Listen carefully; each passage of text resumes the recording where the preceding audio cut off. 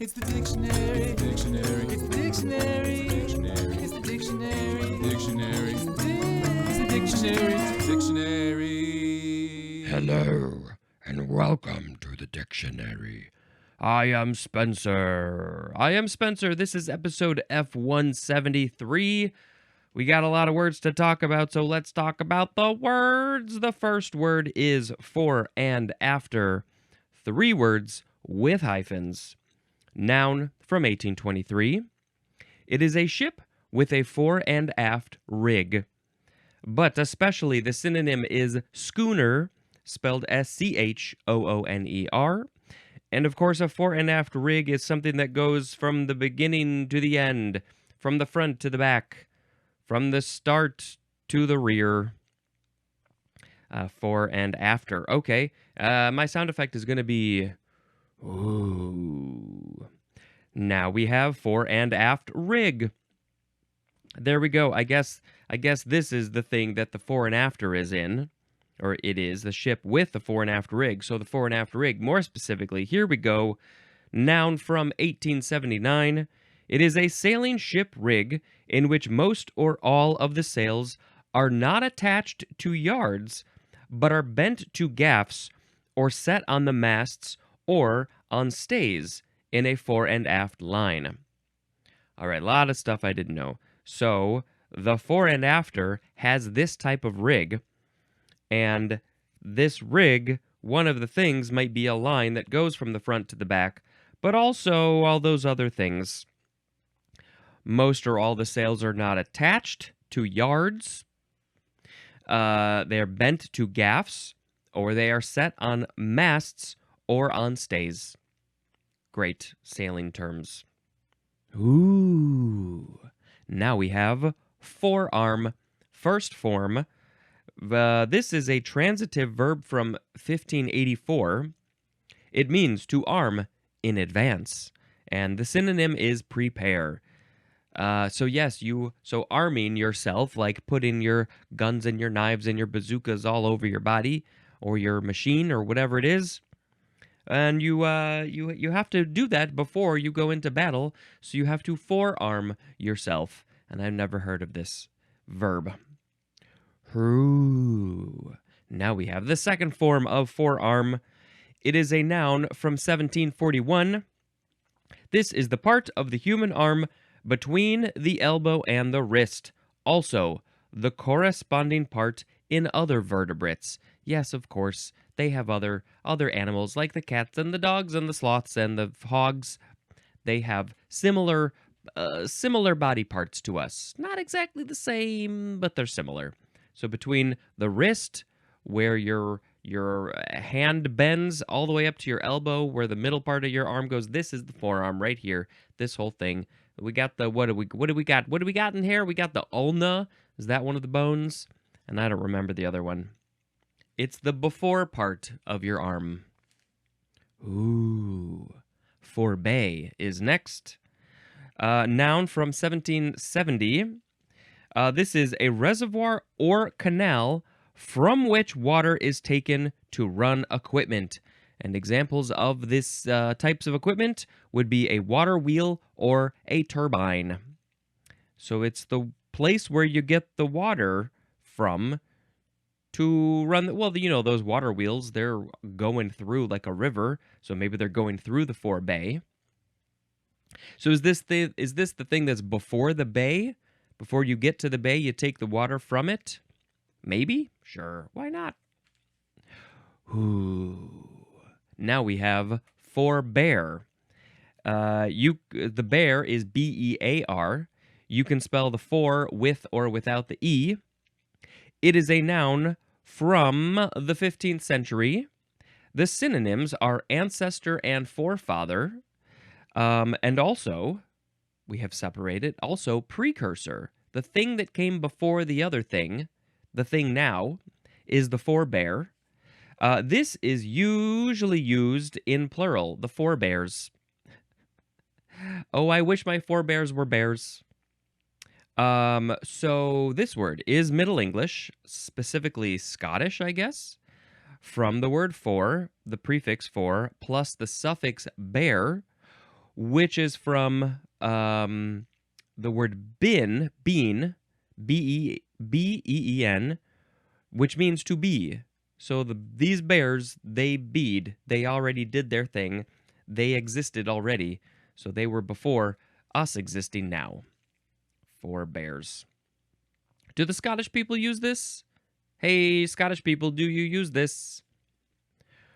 Ooh. Now we have forebearer. So we just added an ER. Noun from 1852. The synonyms, again, are ancestor and forefather, so it's the same thing. The forebearers and the forebears. There were 4 bears walking in the woods. And one of them was Goldilocks. Now we have forebode. You can use the E in for or not. Bode is B-O-D-E. It is a verb from 1603, starting with transitive, number 1. To have an inward conviction of, and an example of what that might be coming ill or misfortune. So you have, what I think they're trying to say, you have a feeling that something bad is coming. So you're thinking about it beforehand. That's the for part. The bode part is you're boding, your bode. I don't know how we use that word exactly. But let's move on to number 2. The synonyms are foretell and portend. So yes, it's all about having the seer eye, the psychic, the third eye, the ability to predict something. Intransitive, the synonyms are augur and predict. Predict. All right, foreboder is a noun. So the first definition was about the idea of thinking of something that's bad coming, which leads us straight into this next word. Ooh, foreboding. First form, noun from the 14th century. The act of one who forebodes. Also, an omen, prediction, or presentiment? A presentiment, especially of coming evil. The synonym is portent. So foreboding typically has that idea of we are predicting something that is coming that's bad. Foreboding. Or maybe it is this next word. Ooh. It's the adjective form of foreboding. It's the second form. It's from 1630, and it means indicative of or marked by foreboding. Forebodingly is an adverb, and forebodingness is a noun. So, ooh, that thing is, that's a foreboding boat out there because it's semi-transparent and there's a lot of ghosts on it, I think. Yes, that boat is foreboding because it's coming to get us and it looks bad and evil and scary. Foreboding. Okay, moving on to forebrain. You're such a forebrain. This is a noun from 1879. Oh, we have one very long definition. The anterior of the 3 primary divisions of the developing vertebrate brain, or the corresponding part of the adult brain that includes especially the cerebral hemispheres, the thalamus, and the hypothalamus, and that especially in higher vertebrates is the main control center for sensory and associative information processing, visceral functions, and voluntary motor functions. It is called also, let's see if I can say this word, prosencephalon. Prosencephalon, and it says compare to diencephalon and telencephalon. Telencephalon? I guess those are other parts of the brain? But this is the prosencephalon. And we just simply call it the forebrain because it is the part in the front, I think. Anterior, I guess that's in the front. I I think of the back. I get confused on some of these. Okay. The anterior of the three primary divisions of the developing vertebrate brain, or the corresponding part in the adult brain. So I guess the brain is divided up into three main parts, and this is the one in the front. And what does it do? Let's remind ourselves of what. Well, it consists of the cerebral hemispheres, the thalamus, and the hypothalamus. And in the higher vertebrates, I think that would be us, the humans, it is the main control center for sensory and associative information processing the stuff that's coming into your situation, your senses, visceral functions. So is that doing things that are physical? I don't know what the visceral functions are exactly. Involuntary motor functions. When you choose to do something, I choose to move my arm in this way. So that's voluntary. The involuntary would be part of that would be controlled from a different part of the brain, and that would be things like your heart your heart breathing, your lungs breathing, and other things like your digestive system and stuff. So this is not dealing with those things. This is dealing with the voluntary. I choose to do this. All right, it's the forebrain. The forebrain. It's a very important part of the brain, and sometimes I don't know if mine works. Blah! Ooh. Now we have forecaddy. Caddy is C-A-D-D-I-E. This is all one word. It's a noun from 1792. It is a golf caddy who is stationed in the fairway and who indicates the position of balls on the course. I don't know if this job exists anymore. So this is literally somebody who just sits there in the middle of the course, the fairway. Every hole, is there one for each hole? And they watch your ball, and when you walk down to them, they're like, your ball's over there. Go look. I saw it land because I'm the forecaddy. That's my job. I'm here to tell you where your balls are. The forecaddy. Interesting. I'm so curious. Maybe I'll put a link in the show notes for the forecaddy if anything exists. Is this job still around? Can I have this job? You got to probably wear a helmet. It's a very dangerous job. You got to yell, "For caddy, watch my ball. Please tell me where it went." Ooh. Forecast is next. First form, it is a verb from the 15th century, and we are starting with transitive, 1a. To calculate or predict, usually as a result of study and analysis of available pertinent data or data. So let's just pause there for a second. What are you predicting, calculating, or predicting? It is some future event or condition. Any future event, anything that's going to happen, but you're doing it. You're not just foreboding. You are using data analysis. You're studying the data that's coming in like this, and all the available pertinent data. And so I can forecast that there will be another episode of the podcast, the dictionary, in the next few days.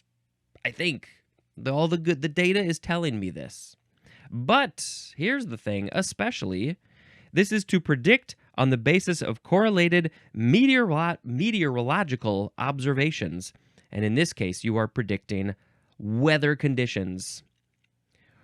There are some people, many people like to look at the weather apps and the websites and listen to the radio and watch the weather channels on the TVs and listen to the forecast. So what are you telling me? What is the weather going to be like in my situation, my area tomorrow? I would like to know, so I should know what I should be wearing.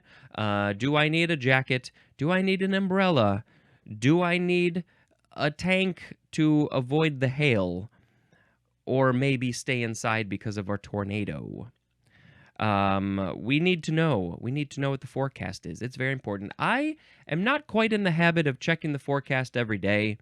Sharon is very good at that, so she'll sometimes tell me, but I'm sometimes like, I just leave the house and I'm just like, meh, it is what it is. I take a look at my watch and the watch says 69 degrees. And I'm like, all right, I'm good. That's all I need to know. And then sometimes it's raining and I'm like, damn it, should have looked harder at the forecast. 1B, to indicate as likely to occur. You are saying that something is likely, so you are forecasting it. Yeah, there's a 51% chance this thing's going to happen. What's the thing? Dogs will fly to Mars. Number 2, to serve as a forecast of, and the synonym is presage. Maybe you could also say it presage. And the example is, such events may forecast peace. Ooh, what events might forecast peace? Maybe we should have more of those events if they're going to help bring peace around. Not fighting, that would be a good event. Okay, intransitive is to calculate the future. That's it. It's not that you are using that sixth sense of yours, that third eye, that ESPN, that psychic ability to be like, I think this is what's going to happen. No, you are calculating it. That is what the forecast is all about. You are taking the information and being like, well, based on this information, I'm pretty sure this thing's going to happen. That's my guess. A synonym is the word foretell, which might be in the next episode or 2 or 3 or 4 or 5. Ooh, there's a lot of 4 words. All right, forecastable is an adjective and forecaster is a noun. We haven't really seen much etymology, but I guess it's semi-clear. Moving on to, the second form of forecast is a noun from 1527. Number 1 is archaic. This is foresight of consequences and provision against them. The synonym there is forethought. So we don't use this way anymore, so it's a little confusing.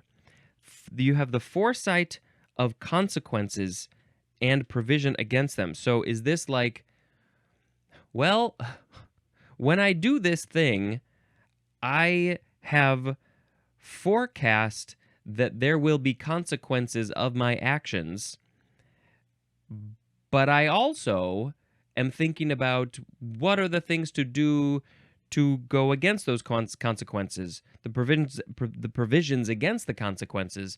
Maybe I can stop the consequences. Maybe I can do something after the consequences to make them not so bad or good. Consequences can be either way.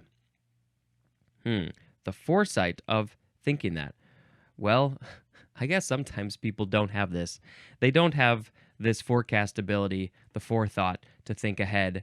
Sometimes young people are like that. They're like, I'm just going to do a thing. I'm going to be impulsive. And I'm not going to think about the consequences to my actions. And I'm not really that person. I much prefer to do some forethought and forecast.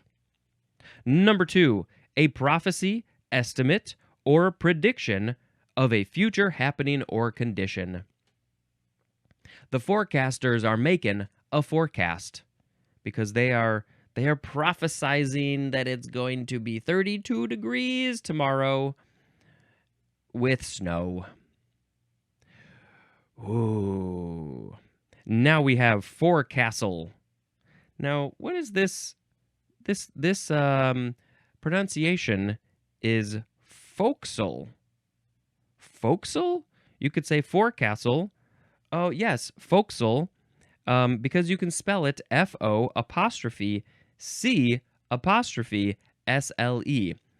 because we couldn't say forecastle. We had to shrink it down to forecastle. Forecastle. Okay, noun from the 15th century. Number 1, it is the forward part of the upper deck of a ship. So you take a ship. It's got multiple decks. The upper deck is the upper deck, but then the front part of the upper deck is the forecastle or the forecastle. Number 2, the crew's quarters, usually in a ship's bow. Bow? So somewhere on the ship. You ship lovers know where the ship's bow is. And the crew that lives in that part of the boat, they live in the forecastle, because it's like the castle and it's in the front of the boat somewhere. But why did it get shortened to forecastle? That one is fascinating. And why do some people say forecastle even though it's all spelled out? What? The forecastle. This is my castle on a boat. Oh, yeah. Now we have our last word. It's forecheck. Forecheck. It is an intransitive verb from 1951. It is to check an opponent in ice hockey in the opponent's defensive zone. Ooh. Forechecker is a noun. So you can check each other, which I think really just means like, I'm going to get you out of my way. I'm going to nudge you, elbow you, punch you, kick you, something. I don't know. It's a check. But specifically, when it's a forecheck, it has to be in the opponent's defensive zone. So you are on this side of the ice. You're trying to defend your goal over here. But then when you go onto the other half of the ice, that's when you're in the opponent's area. And when you check them over there, it's the forecheck because that's the fore. It's in the front part of the ice in relation to where your goal is. We got a forecheck over here. This guy checked this guy, and it's a forecheck. So he's a forechecker, and I'm ready, set, go fight. I don't really understand the fighting thing in hockey. Okay. It is now time to pick a word of the episode. We had fore and after, fore and aft rig, forearm, forebay, forebear, forebearer, forebode, foreboding, forebrain, forecaddy, forecast, forecastle, and forecheck. The second to last word could have also been forecastle. All right, which one? I don't know. Where was there an interesting one in particular? I don't know. Let's pick forebrain as the word of the episode. Use your forebrain. Use it real good. Use it to do things like this. And it's the forebrain. Oh, that's wonderful. Sometimes the words inspire me, and sometimes they do not. All right, I'm going to tell you about another movie, which this movie I'm going to tell you about is Kinds of Kindness. And I had been very curious about this because it came out so quickly after Poor Things, because it's the same director and some of the same cast, but it's a whole different thing. And I maybe had seen some clips or a trailer. I had seen enough to be like, what is this? This seems interesting and odd, and I like things that are interesting and odd. And so I was very curious, but it's also 2 hours and 45 minutes, I think. And so we were a little turned off. We were like, we got to be in the right headspace with the right amount of time to watch this. We didn't catch it in the theater. We finally got around to it. We watched it at home. And, it's a doozy of a movie. It's definitely not for everybody. I'm trying to think of what I can say that, like, well, I don't know if there's anything to say to give anything away, because I don't know if there's anything to give away. I think it's in 3 parts, right? Listen, I found it interesting and intriguing. It definitely wasn't my favorite. It's definitely a very specific kind of thing. You will have lots of questions, but those questions may not be answered. It just sort of feels like it takes place in an alternate dimension. And I think that's just enough. All right, Kinds of Kindness. Experiment with that. See if you want to watch it. If you do, that's good. Watch it. I think more people should see weird stuff like this. Weird is a very... it's a judgmental, it's a specific kind of word, and I don't know if that's the right word to use here. Some people would call it weird, some people would call it beautiful, some people would call it intriguing and emotional and other words. So you just got to figure it out for yourself. That's it for this episode of the dictionary, hosted by me, Spencer. I am very foreboding sometimes. All right, that's the end of the episode. Thank you so much for checking it out, and until next time, this is Spencer dispensing information. Goodbye.